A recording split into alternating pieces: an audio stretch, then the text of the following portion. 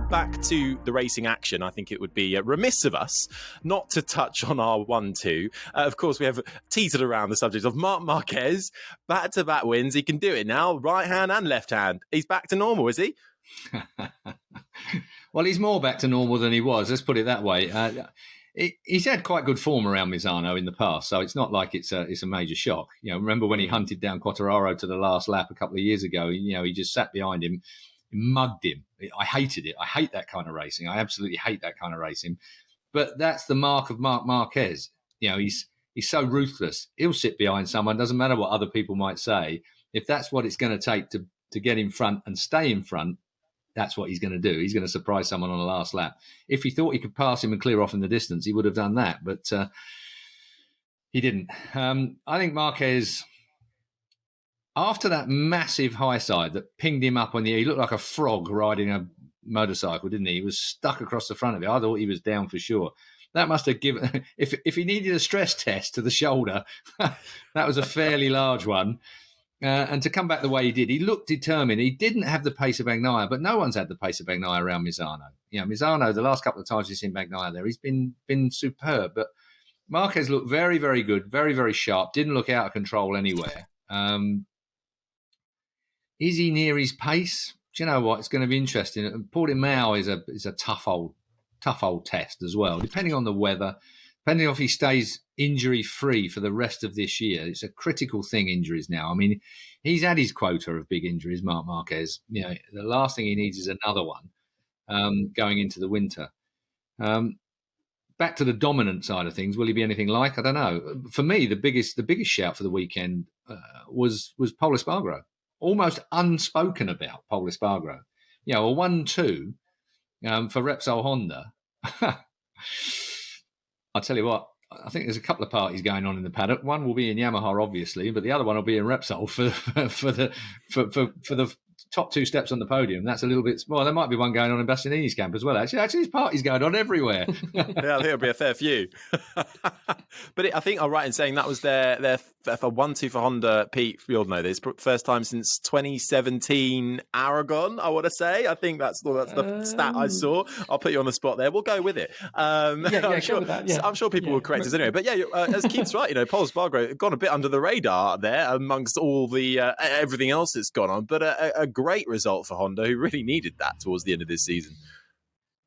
They did, yeah, absolutely. I mean, it's Pol's best ever result, we should say as well. He has been on the podium with KTM, but he never got a second place before. So, it's a new sort of personal high for him and a big relief. He stepped from KTM to Honda and his results went boom, So he came into the year with a lot of expectations, as he was saying. You don't join Repsol Honda to finish, down the order, let's say. If you join Repsol Honda, it's with the intention of fighting for race wins and the World Championship. So they've been a long way off that.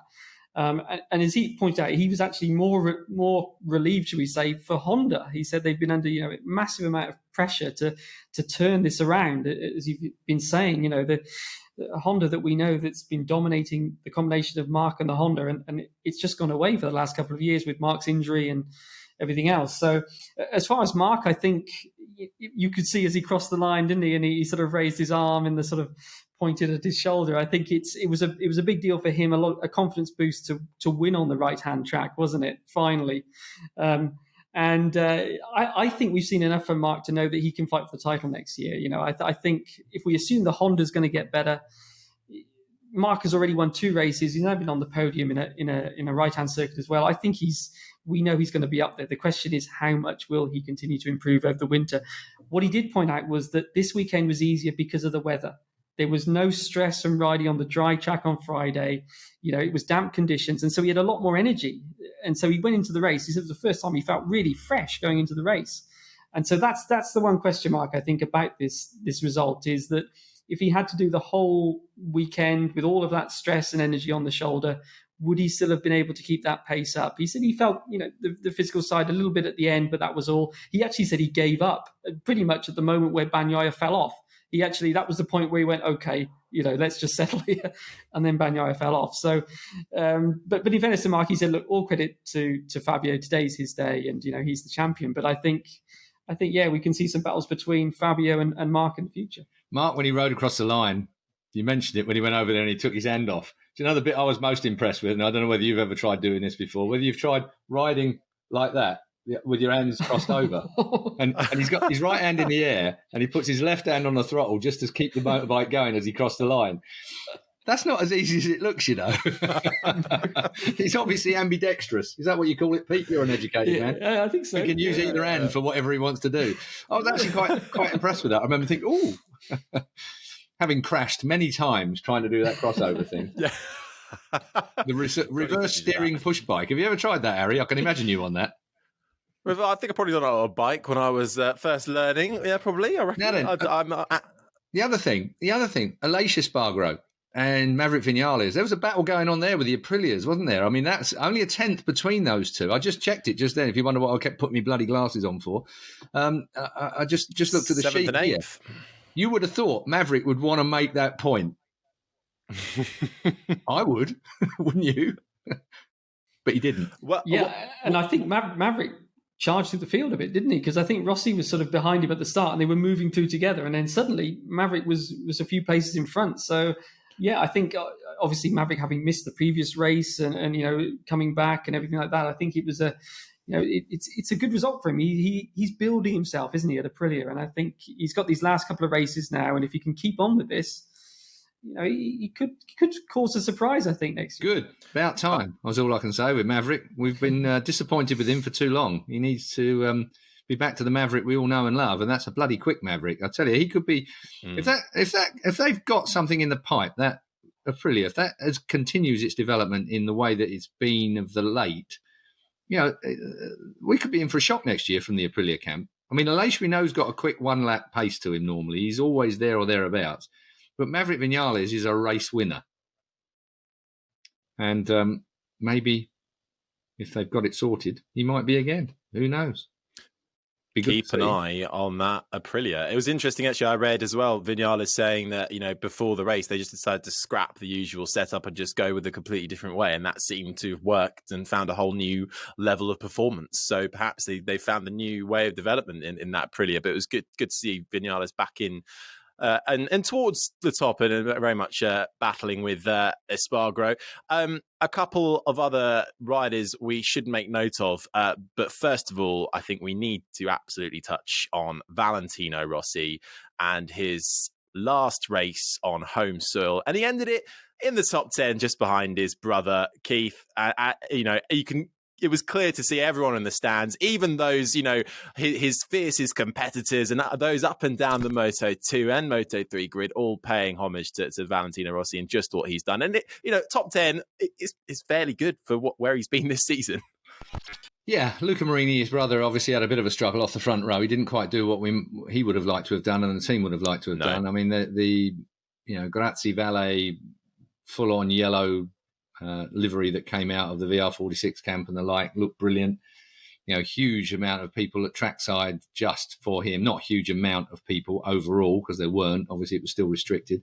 The whole area was really restricted. People were sending me photographs from Cattolica and places like that were empty over the weekend, which for the final weekend that Valentino Rossi was going to race. Although having said that, I spoke to Neil Hodgson just a few minutes before we start to record this, and he said that we're in the bar outside the track because it's gridlock. No one will leave because Valentino Rossi, they all want to see a piece of Valentino Rossi after the race. Well, someone's got his helmet.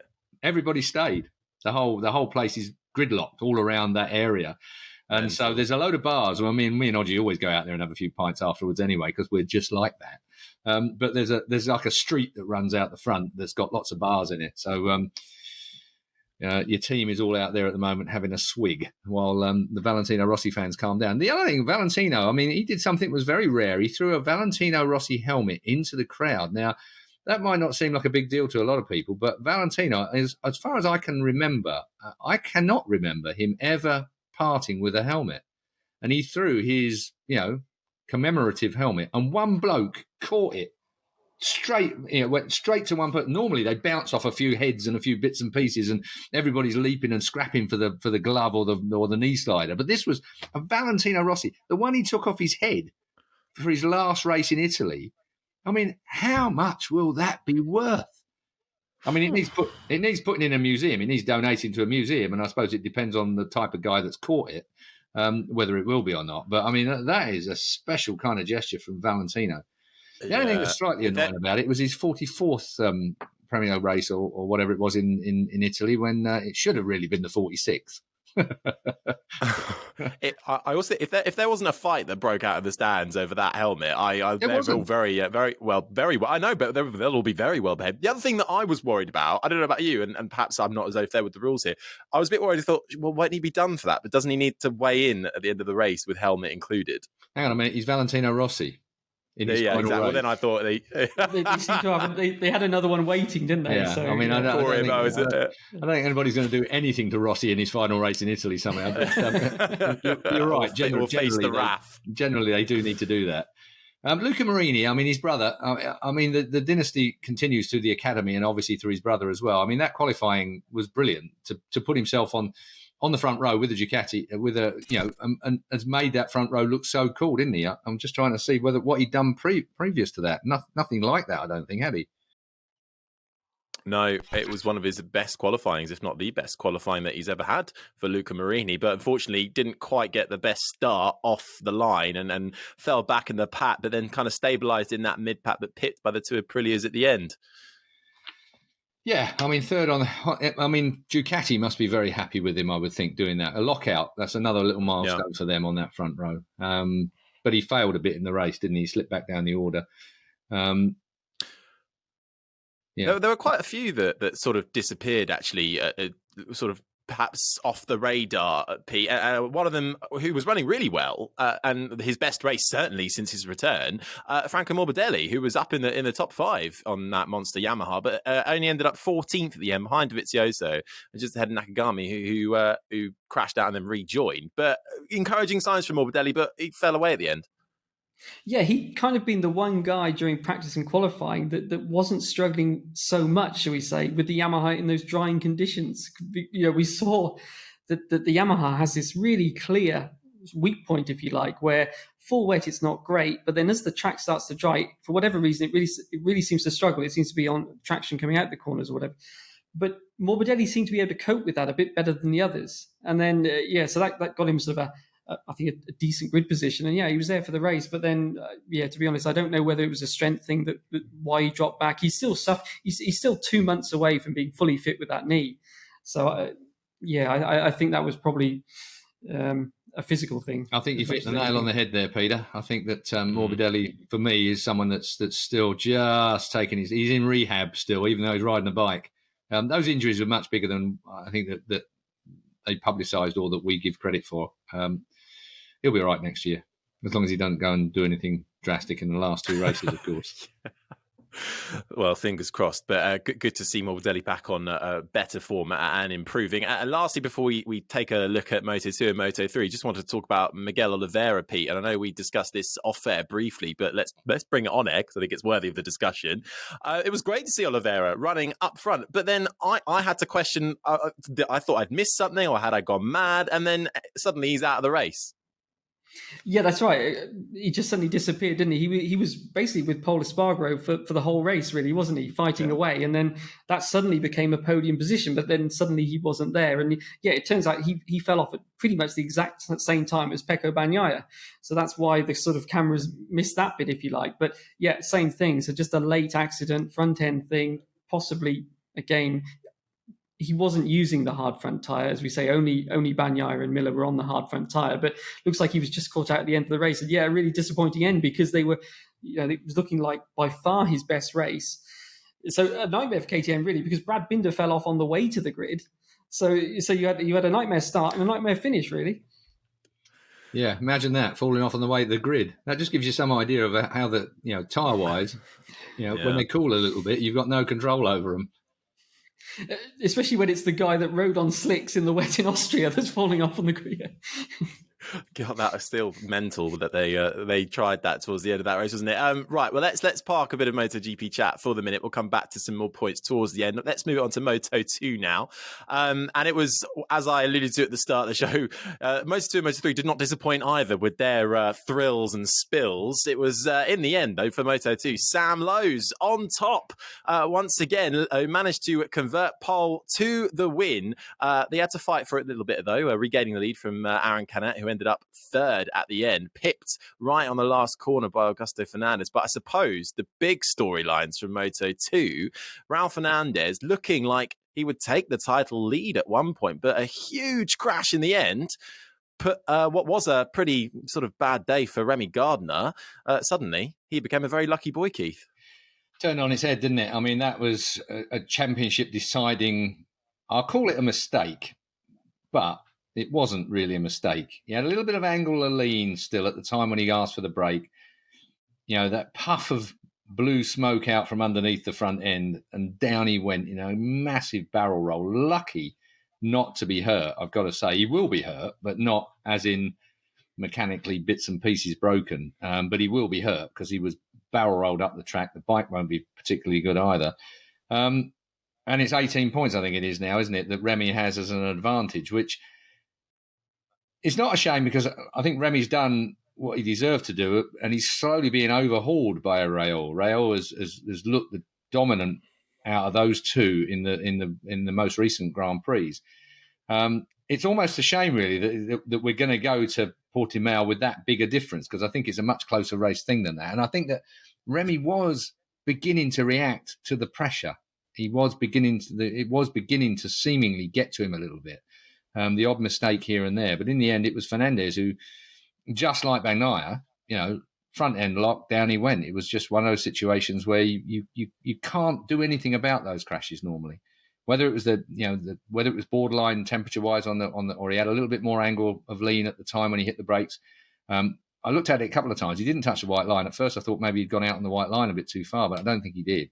A disaster for him, but an absolute bonus for Remy, of course. But the man of the meeting, without any doubt, was Mr. Fourth Place of recent times, Sam Lowes. I mean, if you go back, funny enough, I saw a tweet that Julian Ryder put out. Julian's old enough, long enough in the tooth to remember when Sam Lowes never went particularly well at Misano. This was not a great track for him back in the day. I seem to remember that as well, that he crashed a lot here. He couldn't quite put it together. But he's looked good here of late. He held the lap record right up until this weekend. And he looked so smooth. Sam was... the unfortunate thing about Sam, whenever you watch Sam, even when he's in the lead and it all looks ever so easy and it looks like it's all going to happen, you're kind of just waiting for that horrible mistake at some point. I know if he ever watches this, he'll hate me for saying it, but you just think, oh, Christ, stay with it, Sam, stay on it. And fortunately, this weekend was his weekend. He looked great on that bike. He really did. Right the way through. Qualifying was really, really tricky, and he made it look easy. That's the talent of Sam Lowes. He's got massive talent on a motorbike. Just seems to come apart. Seeing Mark VDS, Mark van der Straten, up on the podium as well, taking the team's trophy was pretty special too, because that guy's put a lot of money into it and a lot of faith into Sam. So to see the MVS, the Mark VDS team 1 and 2 on the podium was pretty special for him as well. Yeah, it certainly was with Augusto Fernandez second, who just picked Canet, Pete, right on the line. Canet not happy about that at all, was he? At first we thought maybe he'd made a mistake, but something wrong with the bike, it seemed. I assume it was running out of fuel, is what it looked like. Yeah. So I mean, you judge things finely in top level motorsport, don't you? But they got it just slightly the wrong side of what they needed there. So yeah, that was a. But I mean, I guess on the plus side, it didn't cost him a win, did it? It was third instead of second, but Yeah. Still a podium spot, and you're right, Keith. It is just 18 points now heading into Portimao between Remy Gardner on 280 points and Raul Fernandez on 262. But as we've seen, anything can happen on a MotoGP weekend, so it could suddenly be back reversed fortunes this time in a couple of weeks' time. Well, if you're going to put money on it, Raul Fernandez has this momentum at the moment. Whether this will have upset it any, I don't know. But, I mean, Raul Fernandez is still worth a good bet for this. I mean, 18 points is a lot, but it ain't a lot. And like I say, I think the pressure, it's going to be how the pressure gets to Remy. And that's the bit that's going to be key to the championship. Yeah, that's it. I mean, obviously it was a massive get-out-jail-free card for Remy, wasn't it? But maybe on the other hand, he might just think, I could have really punished that mistake more. I mean, he's done well and he's come out of it with a healthy lead. But as you say, Keith, this is Moto2 where, it's not just those two guys at the front. So it's not like you're just going to lose 5-8 points one way or the other. There can easily be Sam Lowes, Bezzecchi, Augusto Fernandez connect between you, and suddenly an 18-point lead can be gone in one race. So yeah, it's definitely still all to play for. Well, go on then. With 2 races to go, who's your champion for Moto2? You get a bonus point. Well, I naturally always go with the more interesting bet most of the time. I have this horrible feeling that Fernandez is going to do it, even though he's 18 points adrift. I say horrible feeling because I want Remy to win it. I know Remy. I know Wayne, obviously, from years gone by, and I know how hard Remy works, and I know how much effort Wayne has put into his son in the past, even though he's backed away from it now and he lets his boy get on with it. And Remy's performances early season were majestic. They were a new Remy Gardner.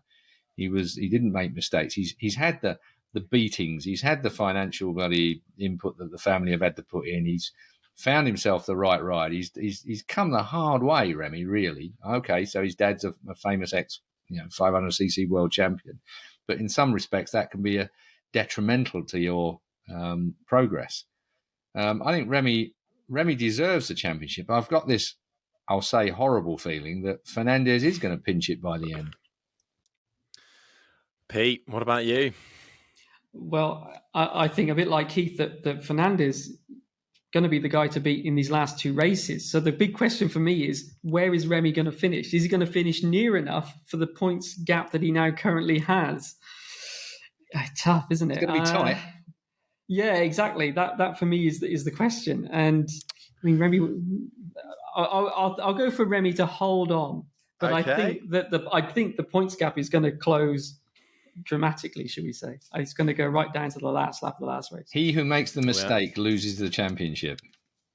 Absolutely. It's going to be tight, I think, and we can all hope for a tight one. I'm going to go for Fernandez as well. I've got a sneaky feeling, but then again, my that will definitely be Remy then. Haven't been great. Yeah. So Pete's going to get the money. How much do we put down for that, by the way? Let's move on then nicely, actually, to Moto3, because I will ask you a few predictions for that in a minute. But first, let's talk about that, because what a ride from Dennis Foggia. Incredible, really, to go from 14th on the grid to take the win ahead of Jalan Masia and Pedro Acosta in the end, who battled his way. He always seems to battle his way. He's up 1, and then he's down 5, and then he's back again, and he managed to finish on the podium. And in doing so, they take the team championship as well. The Red Bull KTM team take the team's championship. But Foggia was a man on a mission, and now just 21 points behind Pedro Acosta.